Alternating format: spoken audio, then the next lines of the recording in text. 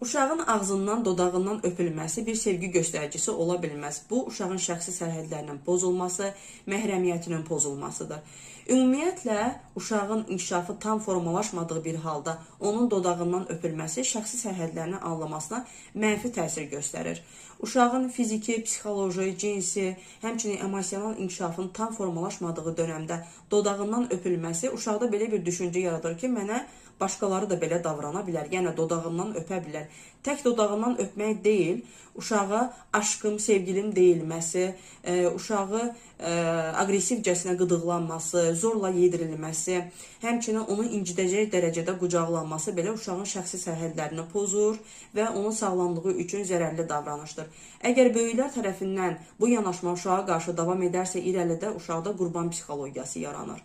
Stomatoloqlar da təsdiqləyir ki, uşağın ağzından öpülməsi zərərli davranışdır, zərərli yanaşmadır. Çünki böyüklərin ağız boşluğunda müxtəlif bakteriyalar vardır ki, böyüklərin immun sistemi uşaqlarınkindən güclü olduğuna görə bu onların sağlamlığına zərər verməyə bilir.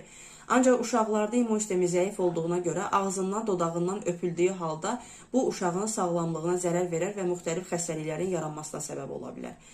Ümumiyyətlə, araşdırmalar da göstərmişdir ki, o valideynlər ki, uşaqlarının dodağından öpür, aşkım, sevgilim deyə yanaşır. Bir çox valideynlərdə sevgi əksikliyi, sevgi azlığı, travması vardır. Bu, onların uşaqlığından gəlir. Əslində, onların sevgiyə ehtiyacı vardır ki, bu da öz övladlarına qarşı dodağından öpərək, sevgim, aşkım deyərək həmin travmanı bastırmağa çalışırlar. Ancaq ki, bu doğru yanaşma deyil. Həmçinin valideynlər düşünürlər ki, bu mənim övladımdır, o nə anlayar ki, bu yanaşmadan və yaxud da ki, mənim niyyətim yaxşıdır, amma əsas olan bu deyil, əsas olan sizin davranışın övladınıza necə təsir etməsidir.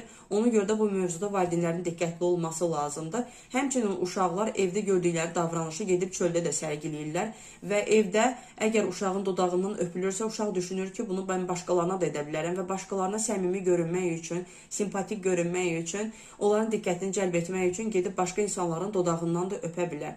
Təbii ki, psixoloqlar da təsdiqləyir ki, uşağı bol-bol öpmək, onu sevmək lazımdır.